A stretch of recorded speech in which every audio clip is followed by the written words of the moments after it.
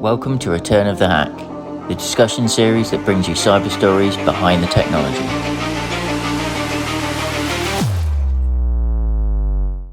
I'm your host, Neil Langridge, and I'm joined today by Lewis Duke, Senior Cybersecurity Engineer at Trend Micro. We explore threat intelligence, what it actually is, and how organisations can effectively use it as part of their cyber defences. Hi everyone, I'm Neil Langridge from E92+. Welcome to the latest edition of the Return of the Hack video podcast. So I'm joined today by Lewis from Trend Micro, and we're going to be talking about threat intelligence. Hi Lewis, nice to meet you. Hi Neil, nice to be here. Thanks very much for coming on. So if you want to give us a little bit of background about what you do at Trend. Yeah, certainly. Yeah, so name's Lewis Duke. Currently working at Trend Micro as a security engineer specialising in SOC services. But my history is more operational. So I've worked in a number of different SOCs, government and telco. And my previous role was actually around threat intelligence and setting up a threat intelligence function for a large UK telco. So that's what I'm here to talk to you about today. Yeah, absolutely. So, I mean, I think we'll start with the kind of question that I think probably quite a few people have heard of threat intelligence, have come across it. But I think there's lots of interpretations as to what it actually is. So what is threat intelligence? Yeah, great question. And one that we could probably spend a full hour discussing and debating. But the real short answer, I suppose, is threat intelligence is information that enables people to make decisions. So if we look at what constitutes intelligence, there's multiple different data points that then enable you to make a decision. So when we talk about threat intelligence and cyber threat intelligence, we are looking at data and information that combined can answer a question on, is this malicious? So, for example, a URL of a known command and control. If we know it's used for command and control, we've got a URL. We know it's command and control. That's now intelligence. We know that URL is malicious for this reason. So, yeah, real simple. It enables you to make a decision off the back of it. If we then go deeper, there's different tiers of intelligence. We can look at tactical, operational, and strategic intelligence. What most of us are probably exposed to is more the tactical element, quite immediate, quite technical. And this is where we're looking at things like URLs, so indicators of compromise, say IOCs throughout this. That's what it means, indicators of compromise. So URLs, file hashes, IPs, very immediate things that typically, we deploy to our firewalls, to our intrusion prevention systems. We're blocking. We know they're bad. And that's when we look at tactical intelligence. When we move up and we look at operational intelligence, this is where we start zooming out almost, and we're looking at the bigger picture. So we're not just looking at the little nitty gritty. We're actually starting to look at attribution. Who's actually behind these attacks? We're seeing all these IPs are originating from Russia. Maybe it's a Russian threat actor. And this then enables us to start making decisions around, well, how do we protect ourselves? How do we protect the business? If we're talking about Russian cybercrime, then realistically, most of us are fair game.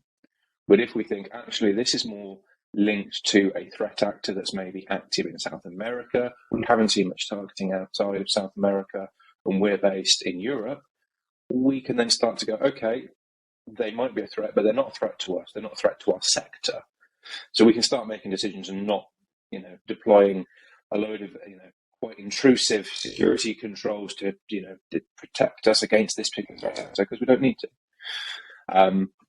When we go up to the top level, strategic intelligence, this is where it gets really quite difficult and quite resource intensive. This requires an awful lot of human input, and this is where we're starting to predict, if you like, the future. We're looking at trends within threat actors. So cyber criminals, for example, we're looking at how they're deploying their tools, what tools they're deploying, and this is where we start looking at providing value to CISOs, to board level. We're directing business decisions. Where should you be investing? What's going to be happening? What's happening on that threat horizon? So most of us will be involved at that tactical level, but there are plenty of other variables to consider. But yeah, that would be how I would describe threat intelligence in a not so little nutshell. No, no, thank you. That's really good. And I suppose the kind of key thing is it shows that it can come from a lot of different areas. There's a huge amount. It's being able to put it all together. So I suppose kind of firstly it can kind of come from different vendor technologies in terms of kind of part of the product or a service, and obviously kind of Trend Micro kind of provide a threat intelligence offering. But I suppose it can also come across from other parts of an organization, from other different kind of solutions, not just cybersecurity, but also from kind of external sources. So, does, kind of in terms of the different feeds and information come in, what other ways can it come in? Because, things that kind of people like the NCSC, for example, is that, kind of National Cybersecurity Centre in the UK. Do you get those threat intelligence feeds from kind of lots of other different places? And I suppose, how easy is it an organization to be able to practically do that? Yeah, so you're quite right. It comes from so many places. As vendors, even we collate intelligence from different locations before then providing that out to our customers. But if we look at kind of the places where intelligence originates from, an awful lot of it originates from just everyday people. Okay, so what your computer sees, if your home computer with an endpoint protection anti-malware on, when that finds something malicious, that will then be sent off, to a wider database and says this is malicious.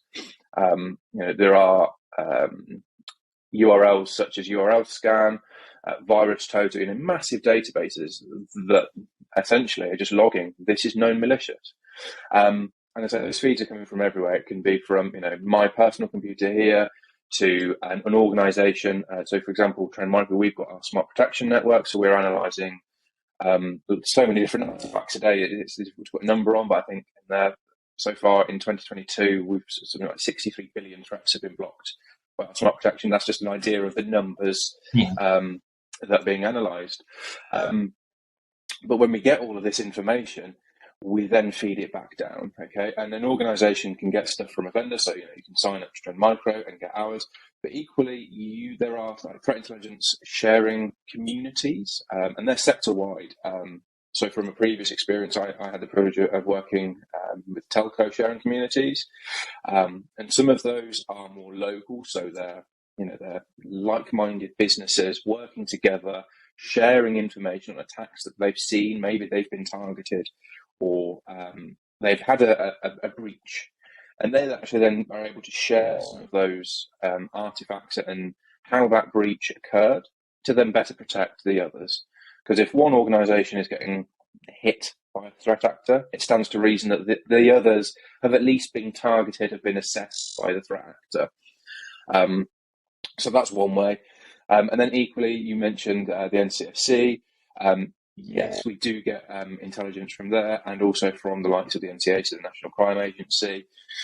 They're very proactive, and that's across multiple sectors. Obviously, receiving intelligence and passing out, if they're aware of campaign-specific targeting, then they will work with those organisations to try and help them either shore up the defences before the attack comes, or certainly let them know they're being targeted in case they're not seeing the targeting going on. But yeah, in answer to where does it come from, absolutely everywhere is the best answer. Even something that you think is non-important, when you actually then add it into a bigger database of information, it can actually change. Well, that gives us attribution. That little, there's little nuggets like, for example, times that an attack might occur might sound, what does it matter if it attacked at 7 a.m. or 7 p.m.? Well, actually, one of the things it can give you, it can actually go, well, they're attacking within these hours. That's not European working hours. Yeah. Those working hours actually look more like they could be coming from Russia. And you can start then going, well, but maybe although all the IPs are linked to South America, when we look at the timings of the attack, it can actually sway how you look at something. So yeah, it comes from everywhere, and everything is important, even if it seems unimportant at the time. Yeah, it's definitely an element of being able to understand better kind of context and all of the pieces of the puzzle. So I suppose the broader you can have your threat intelligence feeds, the better understanding you can have of the broader context and build those patterns and that behavior and put that puzzle together to see where everything comes from. I think it shows the importance of scale, and therefore of sharing as well. I mean, I think kind of, obviously a lot of kind of products are naturally proprietary, but the more we can share the threat intel, it kind of makes the whole info security community stronger by default, because we can all reinforce each other's learnings and experience. Yeah, 100%. And it's something I've always been a big advocate of, is sharing. And I get it's very difficult. Okay, certainly in certain sectors where data privacy and security is absolutely paramount, and the other organisations in your sector, in your vertical, almost your competition, you don't want to give them the advantage. But equally, when it comes to cybersecurity, it's everyone's problem. Yeah. It's not just your problem. It's not just my problem. It's everyone. And I think as a community, we all need to work together. We look at a threat actor. They're not static. Okay, they're developing just as quickly as we are, sometimes more quickly. I think Conti, with the big ransomware group that had their chat released back end of last year, and I think like some of the data we gleaned from that is their salaries were £6 million they had in salaries that they were paying to the various departments of this organisation. Yeah. That's a lot of money. How many organisations are investing £6 million in their cybersecurity defences? And I think when you start looking at the scale of the threat actors that we're all facing now, be they geopolitical nation-state actors, cyber criminals, or lone wolves who now have access to so many offensive tools at the click of a finger. They just need to log onto the right forum and have enough money, and they can buy the ransomware, the initial access. They can even get a negotiator involved. We've got to work together, otherwise we're never going to stay ahead of them. Sharing for me is fantastic. And coming from the operational background, even working in the MOD, the sharing that happens, even across teams, not even between organisations, but across teams, to be able to actually have that joined up response. If you look at some of the large campaigns that have gone on, if we didn't have sharing between organisations and certainly across sectors, I think our response would have been much worse. But when we look at large scale campaigns, being able to share what we're seeing as separate organisations and then actually sharing how we're dealing with that is so powerful. I think one thing that I've certainly learned in my time in the security industry is that assumptions are killer. Right? We all assume that, they'll know that. Of course they'll know that. That's just common knowledge. Yeah. A lot of the time it really isn't. It really isn't. Assumed knowledge, I've fallen for it many times, and I still do. But just assuming that, so-and-so, that organisation, they'll know how to deal with that. They might not. You might have a way of dealing with something, and it might just be something really simple. We're just looking for this event log, and this actually gives us this visibility of this particular exploit. And sharing that with another organisation is the difference between them being hit or not being hit. Yeah. Again, I can probably tell I'm quite passionate on that subject, but sharing intelligence, please, where we can, share. I'm working with a vendor now at Trend, so for me it's more difficult to share between vendors, but certainly organisations who are looking to consume intelligence should definitely be looking at within their sector organisations and trying to build up those information flows. Yeah, and I would imagine that kind of sharing has been kind of accelerated by the rise that we've seen, as you mentioned, in nation-state attacks. So I think kind of historically, obviously, where cybersecurity started, obviously it was kind of organisations defending their own networks against people. Obviously, there were cyber criminals, but lots of people just trying their luck, and it was much more ad hoc. And as you mentioned, it's evolved and matured to the kind of $6 billion industry. Those numbers just keep getting bigger. You can pretty much make up whatever number you want to an extent. It's just, we know it's big, and having a 6 million kind of strong SOC analyst and threat defense team is, that sort of thing would put most enterprises to shame in terms of the investment that they're making there, which is incredible. But yeah, that rise of that kind of nation state and the fear of, I was wary of using the term cyber warfare, but it obviously does get bandied about. I think, and the potential risk as we've moved to digitize a lot of our kind of core national infrastructure, and the potential risk that it has on SCADA systems and infrastructure, and kind of the way we go about our daily lives, and that the kind of the development and emergence of organizations like NCSC to be able to be a more public face of GCHQ and what have you. I suppose, has that really accelerated that kind of more community approach, that sharing, because it isn't just about okay, your competitor got hit, bad luck them, but as long as we're looking after our own house, the importance of taking a more collective approach to everything. I think in some elements, it certainly has. So knowing now, the organisations can go to the NCSC and share, and intelligence communities are growing. There's more and more. Every time you look, there's more sharing communities, which is fantastic to see. But equally, it's still very much, and I think this goes into more psychology, but it's very much still blame culture. Okay, so if you get hit with an attack, it's, well, who do we blame? And I think that whilst that culture is still around, and it's going to take a long time to move away from that, but whilst that culture is still around, I think the sharing is still going to be hindered. I've come across organisations who had some fantastic intelligence they could have shared, but they didn't want to, because if they share it, they're saying, oh, we're bad. Yeah. And it's kind of moving away from that, and we see it even just with things like simulated phishing campaigns within organisations. If we go back a couple of years, if you did a phishing campaign and you fell for it and you clicked the link, you'd get a tap on their wrist and you'd be the bad person. You've done wrong. Whereas now we're seeing people are realising that's not the way to do it. It's gamified now. Yeah. If you click on it, your team's losing, this department's winning, they got the best, and that's the way to do it. It's buying into the culture. And I think it starts, at that level, and it'll work all the way up. It's, no one's perfect.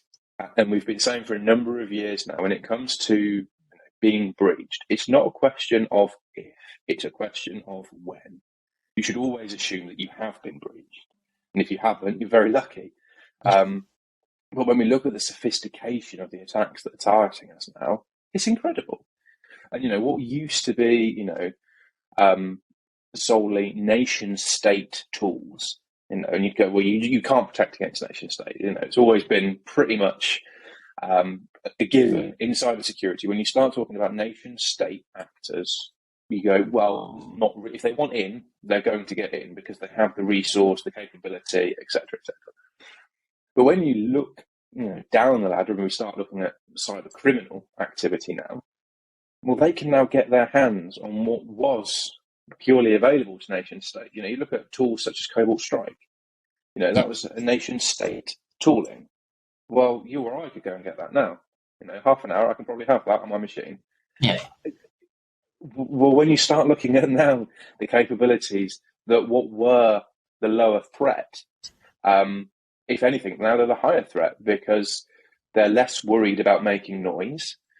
They're less targeted. A lot of the time it's just opportunistic, right? They're just there to make money. That's what they're there to do. And they'll make it however they can. So, yeah, I think almost the nation state and geopolitical cyber warfare, yeah, it's very much still a threat. But I think actually more so now, it would be classed as that cyber criminal element, just because of how easy they can get hold of those tools that were originally. And also, I think one thing, one thing that we need to be mindful of as well is traditionally we were defending against, either, we always used to say about, the 16-year-old in his mum's basement. I go out 5-10 years. That was what we were talking about. Or it was opportunistic kids who just know they're really clever and they're going to target us because they can, or they're learning, they want to try it. Well, even those kids now have moved on, and we look at how a lone wolf, I mentioned earlier, how a lone wolf has got access to all these different elements. It's a full business model now. Yeah. Like us, we don't have, I say us as in the good guys. We don't all do this everything, right? Okay. I've come from networks, but typically you have a team that knows networking. They know networking. They can do all your switching and routing. And then you've got a team who know databases. You don't have one person doing everything. You split out that talent. What are you best at? Well, guess what? That's what they're doing now. Yeah. We can now go, we hear as a service, and everything's as a service. There's cybercrime as a service. Ransomware as a service has been, September 2019, I think, was the first big case of it with Lockbit. But even before then, Dharma was going since 2016. You could get that malware. But now we've got access as a service, and we've got initial access brokers who will go and find, the weak points in the network, harvest the credentials, and then put them up for sale. You could go and launch an attack against a company with very limited knowledge. You can go and get the tools. You can go and get the access. As I say, you can either employ people to do the negotiation on your behalf. And now we're starting to see the rise of reconnaissance as a service. Right. Okay. So you don't even have to do, you don't even have to go and do anything. You can sit wherever you want to sit and have people do it all for you. You just have to pay them a nominal fee. And if, for example, ransomware, they might take a percentage of your cut if you do successfully get the ransom. When you start looking at that, as an organization, as an individual organization, how can you hope to stay abreast of all the ransomware actors that are going on, all the initial access, people who are doing reconnaissance? And it all ties back into intelligence and sharing. As a community, we've got to pull together, because now the other community, the nefarious community, is getting so big and so vast that no organization on their own can stand to deal with it all on their own. It's just impossible to even comprehend. I think, so for Trend Micro, we've got 15 global research centers. You think, that's incredible. That's a lot of research centers. But how many different threat actors are there? That's not a research center per threat actor. Do you know what I mean? It's just the scale. You said about you can put any number you like on it, and that's how it's going. It's growing. It's incredible, and I can only see the business models growing because they're working, right? Ransomware as a service, I feel like we've been talking about it for years and it should be over and done with. It's not. Lockbit, we've just done some research. Lockbit is still one of the top prevalent ransomware actors in 2022. That's 3 years and they're still at the top of their game and they're not going anywhere. So a lot of the time, a lot of publications and blogs, we can look at it and go, oh yeah, we're still talking about that. Well, we're still talking about it because it's still relevant. And it's not going anywhere. But yeah, I've kind of gone off on a tangent there on ransomware, but yeah, it's just so important that we do pull together to combat these threats. Yeah, absolutely. And to be fair, kind of as much as anything else, we've seen the explosion of outsourcing and the gig economy in our everyday lives. There's no reason why that shouldn't be exactly the same in cybercrime, and we're seeing it.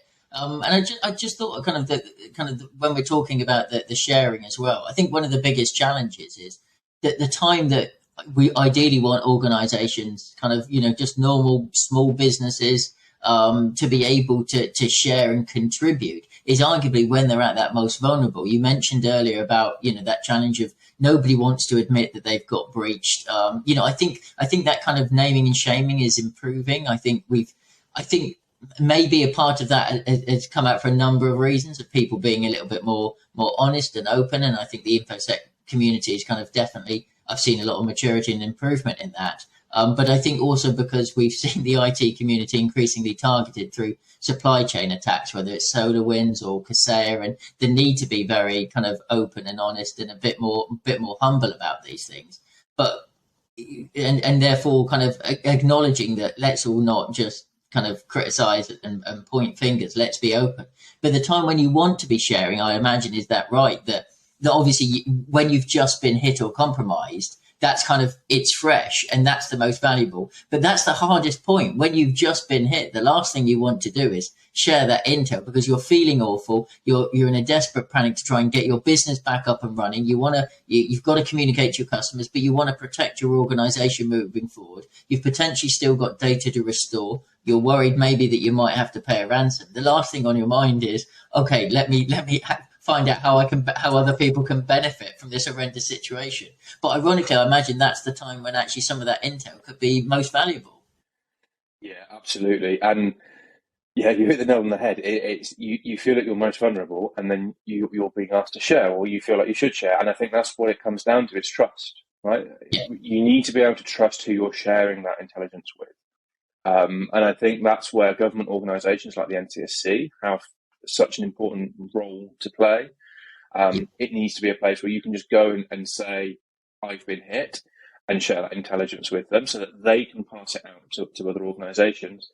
But equally, you say it's a time when you should be sharing and you feel vulnerable. But when it comes to sharing, you might say, oh, okay, just share some IPs that you know. You haven't got to say, I've been hit with ransomware. I'm currently under ransom. Everything's encrypted. I'm buggered. Help. That's not what you've got to say. You can just say, seen some IPs here. We think they're malicious. Because what's to say that you don't share those and another organisation goes, oh, that was so-and-so. We dealt with that. Actually, there was a way with their encryption that we could reverse it. Yeah. Or, yeah, we've seen that. And then all of a sudden, you've gone from a position of being vulnerable. Well, actually, now your incident response teams can respond more effectively because they're being given more information by somebody else. So it's very much a two-way street. And I think organisations should not be, put in that position where they think I'm vulnerable and I'm exposing my underside. Come at me. I'm on. That's not what it's about. And again, it's not about blame, and it doesn't have to be I've been hit by so and so. It could literally just be I've seen these IPs. I think they're malicious. Or if you do know attribution, you can say we've seen these targeting us. You haven't got to give the extent of the attack, but just those IPs. Somebody else might be getting scanned. And being able to go, oh, that's linked to so and so, might be able to take an action, and then the other organisation doesn't go down. So. Yeah, it's going to take time. It's going to take time. You've got to build trust with who you're sharing. Certainly, when we look at the government agencies, there's almost a more inherent trust because it's the government, right? They're there to help us. But then, obviously, you're not sharing immediately with the organisations who might need it. So I think you've got to build trust within your sector. So again, from my background with the telco sector, the way that the UK operators work together is absolutely fantastic, and even globally. But again, you've got to build the trust amongst the organisations to know that if you receive intelligence from an organisation, that it's valid, because there's always that one person who the crying wolf, and you go, this is important, and it ends up, oh, it's not really valuable, and then you start to dismiss it. And equally, you've got to trust that when you share information, it then won't be used, won't be shared outside of, whatever confines that you want it to be shared at. Yeah, it's all about trust, and that takes a lot of time to develop. Yeah, and I think that's something that I think kind of collectively we probably need to work on and making it easier for organisations to do that. But I suppose definitely one of the first areas that organisations will want to be able to share, and I suppose that what's the best way of going about that is we talk a lot about supply chain attacks. We've talked about that on one of these podcasts already, and I suppose that's in many ways because we're seeing a rise in that sort of attack. That's going to be one of the primary things that organisations will want to be able to do, of sharing it with partners, sharing it with if they're working with resellers, if they're working with managed service providers, but also kind of up and down their own supply chain. They'll want to be sharing that information because if they get hit, then there's got to be a good chance that they will be just one in a potential chain of attack. Yeah, exactly. And supply chain's a really, really difficult one. So for a number of years, we're doing risk assessments on our supply chain and how likely, and we send out forms and audits for everyone to complete to give us a likelihood. But in terms of, actually, how much information are we sharing between? It's very little. And personally, I think there's a number of reasons why that is. When you look at any organisation at all, And we look at where the security element sits. It sits around IT, cybersecurity. It's a department. Well, how much do they have to do with the logistics company? If I put my teeth back in, logistics company. They're not dealing with a logistics company IT department. That relationship doesn't exist. So when it comes to that sharing down to your supply chain, a lot of the time the relationships just aren't there. Yeah. When we talk about the security and risk audits, that's normally coming from separate teams, and it's going into a risk management team. It's not going into an IT based team. And I think that's probably the first issue. And then secondly, it's back to that trust thing. If you take an organization that, again, I don't know, from my background, say telco, I might trust other telcos because we're in the same business. We're doing the same thing. I probably know people in those other departments that I've got the relationships with. If I then look down that supply chain and you look at how many different services are within that supply chain, I don't know what businesses they are. I don't know what's going on. Why would I trust the logistics company to take sensitive information? I don't know them. I don't know what they do. I don't know how they operate. And that's a real thing. You've got to have trust. You can't just send information out, because if you're sending information out too much, you're just devaluing it, right? If everyone's got access to the same IPs, then the threat actors go, that IP is compromised. So there's an element of you need to share, but you can't just put it all out open. It's got to be done in a controlled manner. Equally, if you've got a threat actor on your network, for example, sometimes you don't want to alert them to the fact that you know that they're there. Yeah. So again, you've got to handle that very sensitively. And if you've got a supply chain organization, they might not actually even be headquartered in the same country as you. And all of a sudden you've got, well, how do I let them know about this IP? They're different, different area entirely. It's a different business. It's a different vertical. Is it relevant? And that's a question that I think it will take us quite a few more years, I think, before we properly get down to how we share effectively with supply chain. Just because, it's such a vast entity, right? Everything is supply chain. If it's not your organization, how many things do you consume from other companies? And one thing, that always gets mentioned these days is that there's no such thing as a non-tech company now, right? Every single company, you might make paper, you're still a tech company. Because you will have somewhere there will be a system that relies on tech. Tech is part of your business. So they are just as important as the manufacturer of the latest firewalls. Yeah, and we're all constantly talking about the benefits of kind of cloud computing enable us to do more levels of integration. We don't need complex EDI systems, says dating himself very, very badly. But if using APIs to be able to automate transfers in terms of whether it's kind of data, it's integration with marketing systems, whether it's kind of paying invoices, whatever it happens to be, and there are real benefits for organizations being able to do that. But what that does is that automates any potential vulnerability as well, because there's now a connection between organizations, applications, networks, infrastructure, and therefore any potential threat can very more quickly jump from one to another.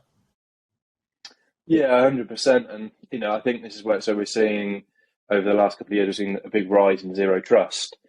And obviously technology like that is going to be incredibly important going forward, because everything is so connected now.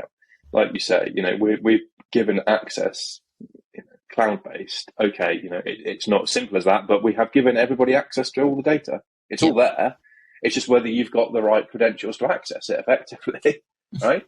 So technologies like zero trust are going to be pivotal. And I mentioned earlier, when we do risk audits of our supply chain, and I think they've got to be more inclusive, and we've got to have supply chains understanding the security goals of the business that they're supplying. Yeah. I think that's going to be quite key. Instead of just fill in this form, do you have X, Y, and Z? Yeah, okay, you've met the minimum baseline required. That's not really giving you anything. you need them to be buying into that overall security. And I think it's almost a more personal level. Instead of sending an email with a form to fill out to say whether you meet criteria, it needs to be more, actually, no, security team to security team, have that conversation. Okay, that's a lot more work, right? So, and it slows down, how quickly we can get a supply chain, audited and configured correctly and say, yeah, welcome on board. And us humans, we like to do things quickly and easily, don't we? So we do, and people have less time now, and you kind of obviously mentioned your kind of experience at the telco side of things, and that kind of collaboration is absolutely phenomenal to hear, and that's really good. But I suppose that the kind of on the other side of the scale, if you're a CISO or even just an IT manager, because you're just running up a small IT team at a organization that has 250 people, all this talk about kind of competing with criminal gangs with a £6 million SOC, and kind of threat intelligence feeds and NCSC, and kind of then being able to integrate and talk to your supply chain and pull in threat intel and then share back again. I suppose that my initial reaction is kind of, where do you even start with that when you don't have time? When your Monday morning has just been full of resetting people's passwords, or trying to deal with somebody kind of shonky home because they've connected to something on their own personal network and they're on the VPN and downloaded something that they shouldn't have done. So I suppose on a practical level, what's a good place for kind of small or medium-sized organizations to be able to start? Because there is so much potential. Threat intel, kind of actionable intelligence can help people with quicker, smarter decisions. But the question is almost kind of, where can you start? Because it's infinite. There is so much information. So it's how can we deal with this as practically as possible when we talk about skill shortages, when we talk about finite budgets, when we talk about all the challenges that IT teams are facing right now? Yeah, great question. So you've got to start somewhere. For a smaller organization, it makes sense to start with a vendor. I'm working for Trend. We offer it. Other vendors also offer threat intelligence as a service, as either part of other security controls or separate feeders of intelligence. Because the first thing you need to understand about intelligence is that if you've just got a pool of intelligence but you can't use it, well, it's not intelligence, is it? It's just information, because you're not able to answer questions because it's overloaded. So you've got to have stuff. You've got to have the stuff, information that's actionable, right? That's the key thing. And you mentioned that word, actionable. You've got to be able to do something with it. So if you're a small IT organization, you want to start ingesting intelligence, the first thing you need to ask is, what questions are we trying to answer? Am I trying to just, I just want to defend myself against the latest actors? Well, in which case, you probably just want a feed of, blacklist IPs. Places like Cisco Talos do a open source IP blacklist that you can then feed in. That's a start, right? You are now consuming intelligence. And then you just build up from there. It doesn't have to be, I need a team of analysts going through and looking at Russian cyber criminals to see if we're being targeted. Start little. One of the great things, a lot of people, I'm sure, are well aware of them now, but the MITRE attack framework. Yeah. So again, open source, completely freely available. What they have is the MITRE Navigator, which is fantastic. You can start building up layers. So you can start building up, for example, your security controls and map that to MITRE. So you can see these are the elements that I can see and I can defend against. Equally, you can map to known threat actors to target your sector. So you've then got an overlapping map, a heat map, and go, I'm not protected. Well, fantastic. There's some operational intelligence. You now know that threat actors that target you, you can be absolutely blindsided by them. Yeah. Hang on, you're now able to direct that budget, that finite budget that you've got. You can start to drive real value from that, all because you spent a couple of days doing some mapping. That's real powerful, right? Yeah.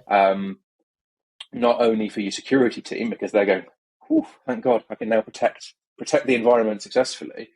But equally, when you look at the CISO level, he can go to the board and say, what are you doing with the budget? How have you reduced risk? Well, actually, we found some gaps. We have now, assessed the risks to the business from these threat actors, and we now know that we are within reason, protected, we're covered. You can actually start putting metrics on the investment in security, or how have you spent that money. And intelligence is one that's normally quite tricky to put a value on. You don't know the value of it until you don't have it. And you go, oh, if only I'd known, that would have been worth an awful lot. But things like that, you can start to get value really, really quickly, just because you can guide your security teams, you can guide your security controls, and then all the way up to the top, you can start guiding budget and business plans. For larger organizations, start doing that mapping, would be my advice. If you're not already doing it, do it, because you can start to really tailor your security operations to provide the value that you need. A lot of tools will provide you with rules and coverage, but a lot of it is, trademark. We don't just sell to one vertical, okay? So we've got to cover multiple. So if you want to get the absolute most from your security tools, you've got to then start looking at your vertical specific, what's targeting you, and then start layering that on top. And that's when you'll start getting, the security wrap that really works for you. I could talk for probably another hour about different things to do and where to start, but start consuming intelligence would be the first thing, no matter where it's from, open source, third party, vendor, however you get it, start consuming it and start applying it. Start looking at what's targeting you. What are the real risks? Are you going to be targeted by North Korea nation state actors? If not, why are your firewalls full of rules that are stopping known exploits used by them? We can't have a million rules on a firewall, right? You've got to limit where you're at. That would be my advice. Yeah, definitely being able to, and I think it gives organisations a bit more confidence that they're moving from a more defensive to a proactive stance. So being able to take that and acknowledge, right, okay, now we're being proactive. We're looking forward in terms of what we can do, rather than just sticky plaster everything to try and plug all of the gaps. I think is really important psychologically as well, as much as everything else. And also being able to have tangible value to the cybersecurity investment that an organisation is making in these times of challenging budgets, to say the least. I think being able to demonstrate that value is absolutely really, really important. So one of the biggest questions that I used to get asked in my previous role is when you see something on the news and someone at the board level, CISO, senior stakeholders have seen it. And the panic sets in. They want to know, are we affected? That's the biggest question, right? And it happens all the time, every organisation.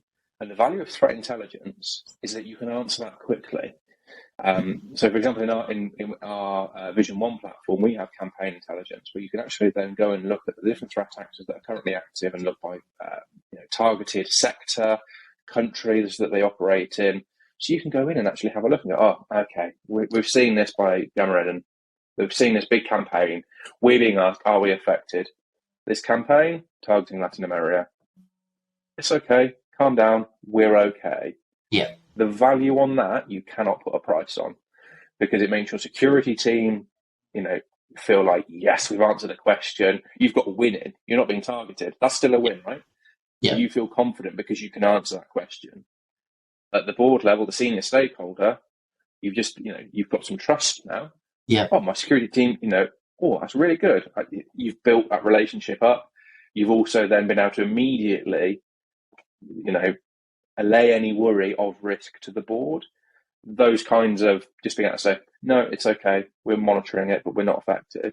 But just the power of that it's incredible. And that's what threat intelligence provides. Okay, well, I think we're just coming up to the top of where we are in terms of the discussion. I think we've covered a huge amount. So thank you very much. As you said, we could talk endlessly about kind of how far we can go with threat intel, because essentially it's just, it's all of the information about everything else around cybersecurity, really. So maybe we'll have to come back and do another one. But in terms of one kind of final takeaway you'd have for anyone listening, either in the channel community or in terms of end users, of like, what's the most effective kind of day one thing they can do to leverage the value of threat intel? Absolute day one. That is a great question. I say go back to my point, just consume some form of intelligence. Start looking, be aware of what's going on in the landscape. It might be as simple as going on to BBC News and clicking on technology and start looking at the different threat actors. Okay, there's plenty of security specific news sites. Just start being aware of what the threat actors are doing on an individual basis. You'll know some names. You'll have heard of Conti before. Currently at the moment, we're looking at Black Cat, Lockbit.